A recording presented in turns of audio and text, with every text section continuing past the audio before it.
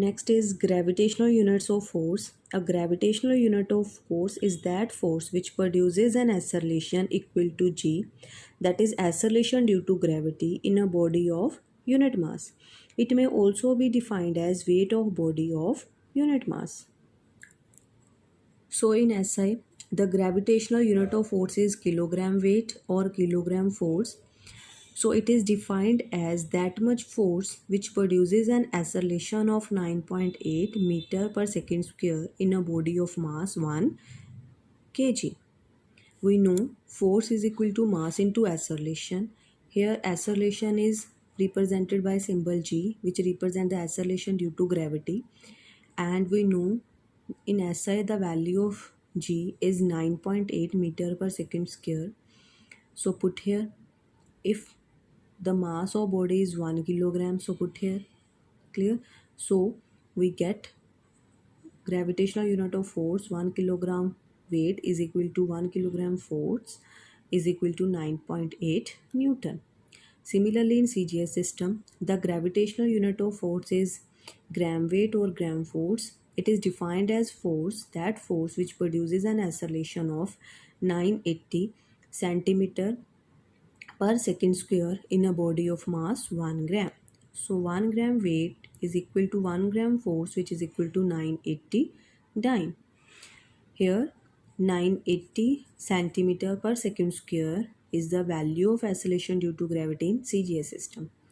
So here it is, clear. And here dyne represents the absolute unit of force in CGS system, which is dyne. Now, what is the relation between Newton and dyne? Since we know force is equal to mass into acceleration, so in SI, absolute unit of force is 1 Newton and SI unit of mass is 1 kilogram. SI unit of acceleration is meter per second square. When we convert 1 kilogram into gram, so 1 kilogram is equal to 1000 gram and 1 meter is equal to 100 centimeter. So 1 Newton is equal to 10 raised to power 5 gram centimeter per second square. And here gram centimeter per second square is the unit of force, absolute unit of force in CGS, which is dyne. So 1 Newton is equal to 10 raised to power 5 dyne. Next is, how do the gravitational unit of force differ from the absolute unit of force? The absolute unit of force remains the same throughout the universe, but the gravitational units of force vary from place to place because they depend on the value of g, that is acceleration due to gravity, which takes different value at the different places.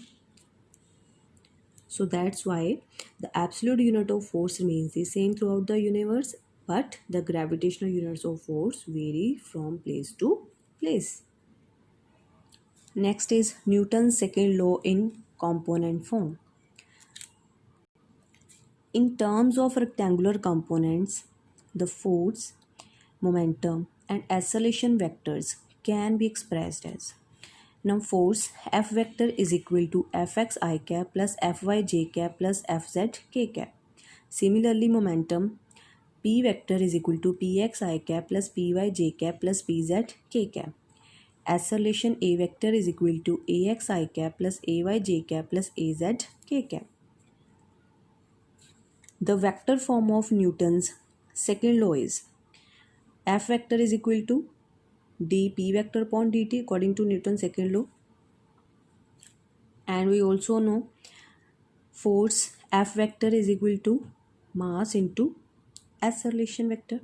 Clear? So put the value of force, this one here, and the value of momentum in the rectangular component form here, and the value of acceleration in term of rectangular component here.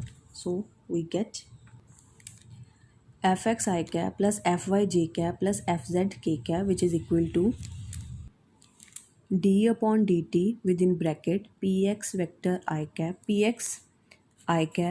plus Py j cap plus Pz k cap bracket close, which is equal to mass into acceleration vector. So put the value of acceleration vector in the rectangular component form. So m within bracket ax I cap plus ay j cap plus az k cap.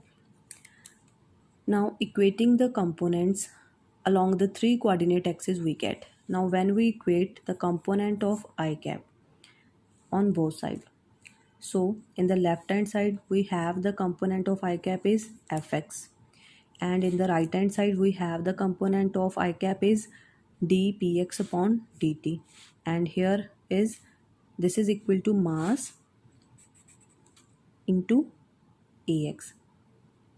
Clear? Similarly, the component of j cap, here it is fy, which is equal to dpy upon dt, which is equal to may. Now the component of k cap fz is equal to dpz upon dt, which is equal to mass maz. Clear? Next is some important implications of Newton's second law. Number one is second law of motion is a vector law which is expressed as f vector, which is equal to ma vector. Second, in the second law, if force is zero, then acceleration is also zero. This indicates that a body moves with a uniform velocity in the absence of any external force. Thus, second law is consistent with the first law. So here f vector is equal to m into a vector. So if force is zero, clear? So if force is zero, so put here we get this. Now we know that mass of a body cannot be equal to zero. So ये जो term है ये zero के equal कब आएगी? When acceleration is equal to zero. Clear? So if force is equal to zero, then acceleration is also equal to zero because mass of a body cannot be equal to zero. Mass zero नहीं होगा, कुछ ना कुछ तो मास होगा किसी body का. Clear? सो acceleration को हम क्या लिख सकते हैं? Rate of change of velocity. Clear? So d v vector upon d t which is equal to zero vector. अब किसी भी टर्म का डेरिवेटिव ज़ीरो कब होता है? जब वो खुद जो क्वांटिटी है वो क्या हो? Constant. So here we vector is constant. Clear? क्योंकि हमें पता है कि derivative of a constant quantity is zero.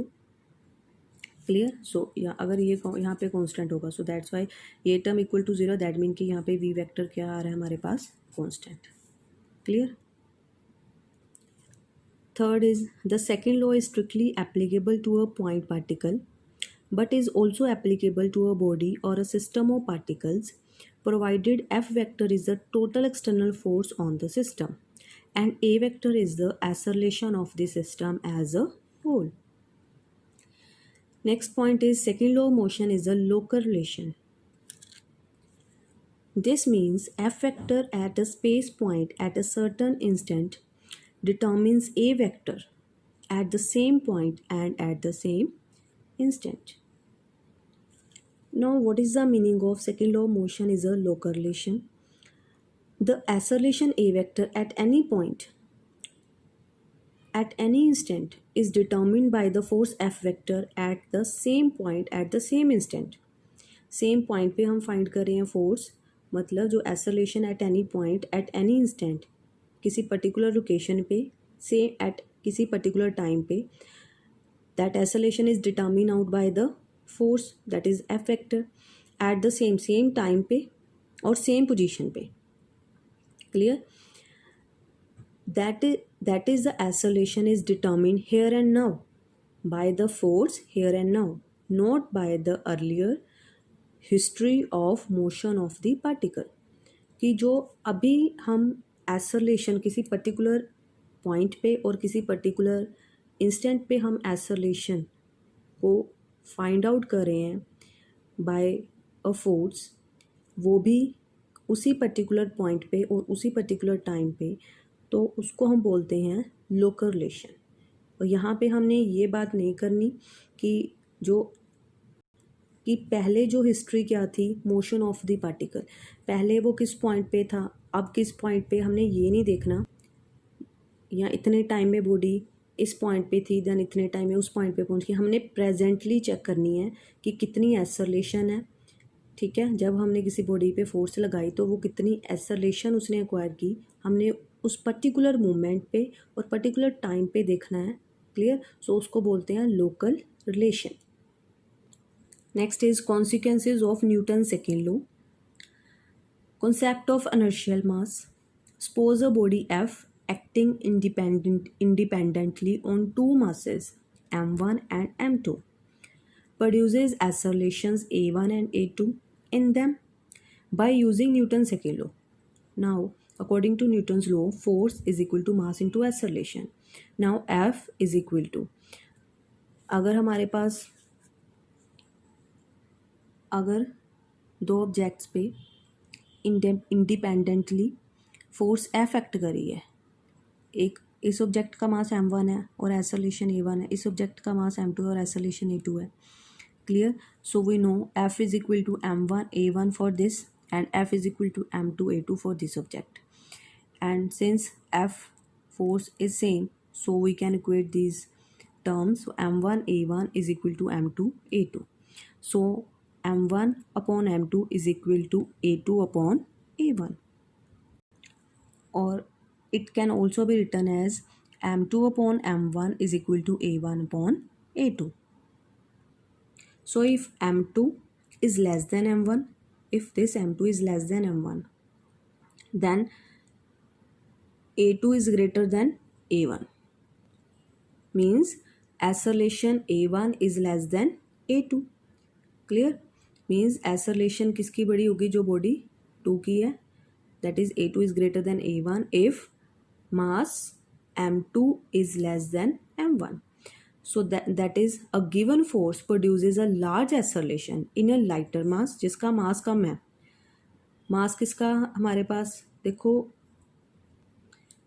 अब हमने यहाँ पे क्या लिखा है, m2 is less than m1, मतलब m2 ऑब्जेक्ट जो है उसका मीन्स हमने बोला m2 is less than m1। अगर m2 लेस है m1 से, तो ये लाइटर, ये हमारे पास बॉडी क्या होगी, lighter in wait.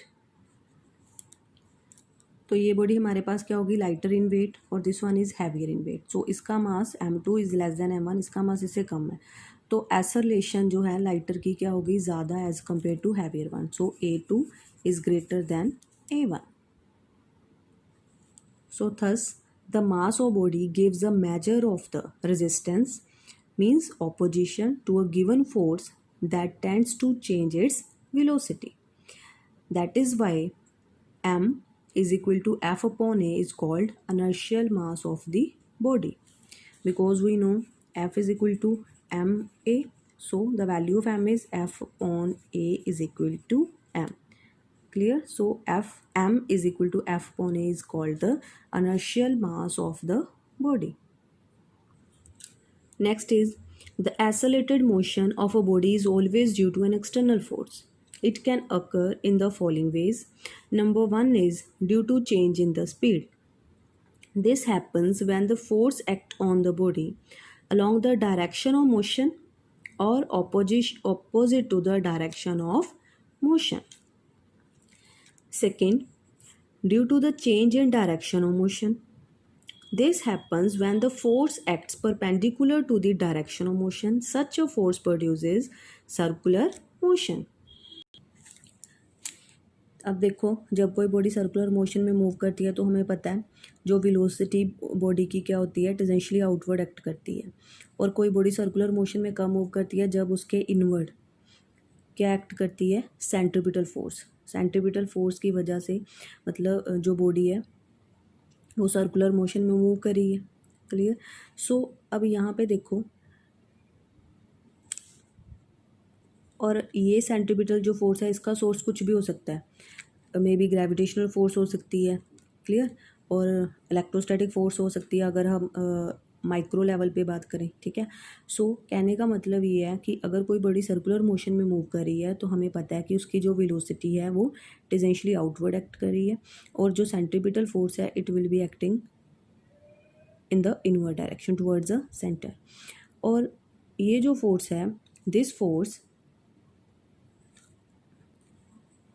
Acts in the direction perpendicular to the